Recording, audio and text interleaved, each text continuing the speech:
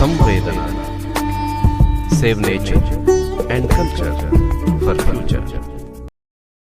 ಪ್ರಕೃತಿಯ ಮೇಲಿನ ನಮ್ಮ ಅತ್ಯಾಚಾರ ಕ್ಷಮಿಸಲಾರದಷ್ಟು ಮಿತಿ ಮೀರಿದಾಗ ಅಲ್ಲಿನ ತನಕ ನಮ್ಮನ್ನ ಲಕ್ಷ್ಮೀ ಸರಸ್ವತಿಯಾಗಿ ಸಲಹಿದ್ದ ಪ್ರಕೃತಿ ಮಾತೆ ಭೋಗ ಸಾಗರದಲ್ಲಿ ಈಜ ಹೊರಟ ಮಾನವನಿಗೆ ತನ್ನ ಮಹಾಕಾಳಿಯ ಅವತಾರದ ಮೂಲಕ ತಕ್ಕ ಪಾಠವನ್ನೂ ಕಲಿಸಬಲ್ಲಳು ಎಂಬುದಕ್ಕೆ ಅಂದು ಕೊಡಗು, ಇಂದು ಕೇರಳದ ವಯನಾಡು ಪ್ರತ್ಯಕ್ಷ ಸಾಕ್ಷಿಗಳಾಗಿ ನಮ್ಮ ಕಣ್ಣ ಮುಂದೆ ನಿಂತಿವೆ.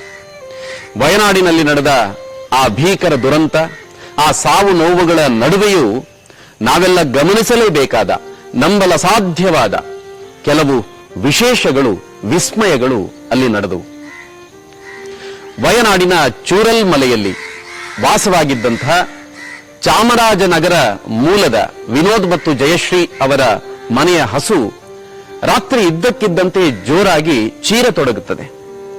ಎಂದೂ ಕೇಳದ ಹಸುವಿನ ಆ ರೀತಿಯ ಧ್ವನಿಗೆ ನಿದ್ರೆಯಿಂದ ಎಚ್ಚೆತ್ತ ವಿನೋದ್ ಅವರ ಕುಟುಂಬಕ್ಕೆ ಮುಂದೆ ಸಂಭವಿಸಬಹುದಾದ ಅಪಾಯದ ಅರಿವಾಯಿತು. ತಕ್ಷಣವೇ ಮನೆ ಮಂದಿಯೆಲ್ಲ ಗುಡ್ಡದ ಮೇಲೆ ಓಡಿ ಹೋಗಿ ಆಶ್ರಯ ಪಡೆದರು. ನೋಡ್ತಾ ಇದ್ದಂತೆ ಅವರ ಕಣ್ಣ ಮುಂದೆ ಅವರಿದ್ದ ಮನೆ, ವಾಹನ ಎಲ್ಲವೂ ಭೂತಾಯಿಯ ಗರ್ಭವನ್ನು ಸೇರಿಸಿತು.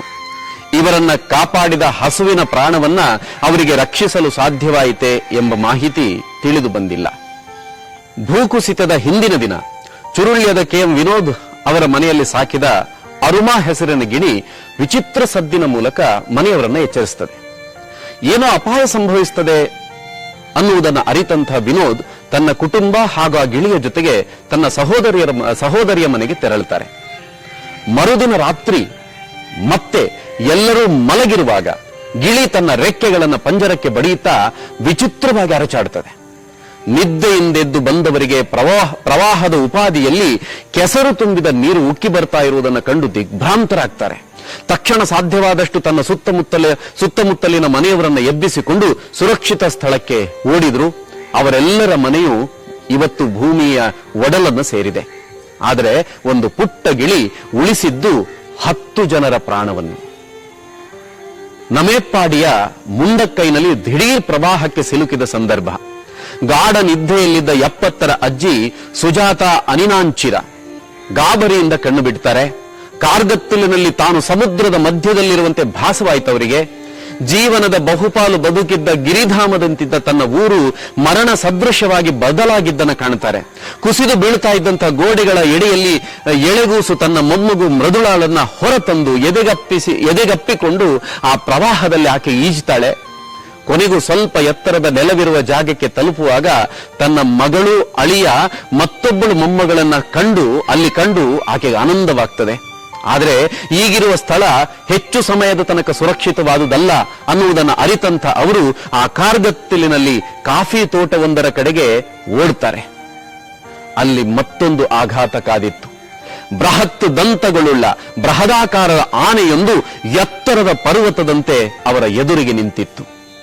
ಕಣ್ಣೆದುರೇ ಜರಿದು ಬೀಳುವ ಪರ್ವತಗಳು, ಉರುಳುವ ಬಂಡೆಗಳು, ಭೀಕರ ಪ್ರವಾಹದಲ್ಲಿ ತೇಲುವ ಬೃಹತ್ ಮರಗಳು ಎಲ್ಲವುಗಳಿಂದ ಪಾರಾಗಿ ಬಂದ ತನ್ನ ಕುಟುಂಬ ಈಗ ಈ ದೈತ್ಯ ಗಜರಾಜನ ಪಾದದಡಿಯಲ್ಲಿದೆ. ಅತ್ಯಂತ ಭೀತರಾಗಿ ತನ್ನನ್ನೇ ದಿಟ್ಟಿಸ್ತಾ ಇರುವಂತ ತನ್ನ ಮೊಮ್ಮಕ್ಕಳನ್ನ ಕಂಡ ಆ 70ರ ಅಜ್ಜಿ ತನ್ನ ಕುಟುಂಬವನ್ನು ಉಳಿಸಲು ಕೊನೆಯ ಪ್ರಯತ್ನ ಮಾಡ್ತಾಳೆ. ಆ ಕರಿರಾಜನ ಮುಂದೆ ಮಂಡಿಯೂರ್ತಾಳೆ.